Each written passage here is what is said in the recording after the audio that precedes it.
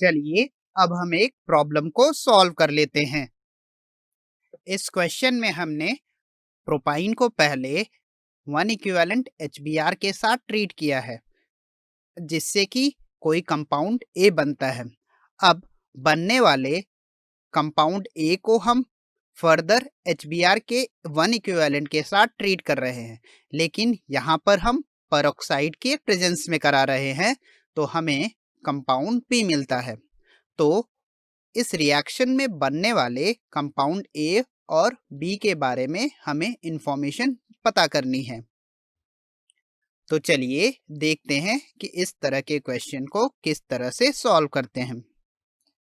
तो अगर हम प्रोपाइन में बिना पेरोक्साइड के HBr ऐड करते हैं तो मार्कोनिकॉव्स एडिशन होगा, यानी हाइड्रोजन उस कार्बन एटम पर जुड़ेगा जिसके पास ज़्यादा हाइड्रोजन है, यानी कार्बन नंबर 1 पर जुड़ेगा, और हमें प्रोडक्ट के तौर पर 2 ब्रोमो प्रोपीन मिलेगा, जो कि कुछ इस तरह से दिखेगा, और यह हमारा कंपाउंड A होगा।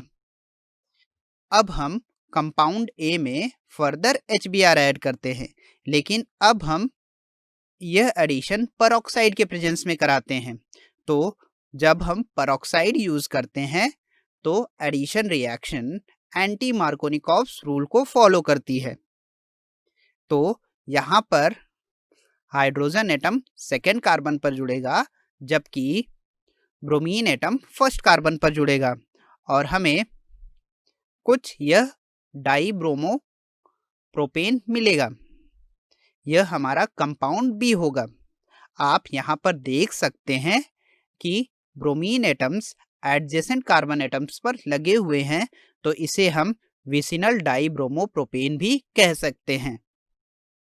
तो अगर हम प्रोपाइन की रिएक्शन इस तरह से कराएं कि एक बार एंटी मार्कोनिकॉव्स एडिशन हो रहा है और दूसरी बार मार्कोनिकॉव्स एडिशन हो रहा है, तो उस केस में हमें vicinal dihalo alkanes as a product मिलते हैं।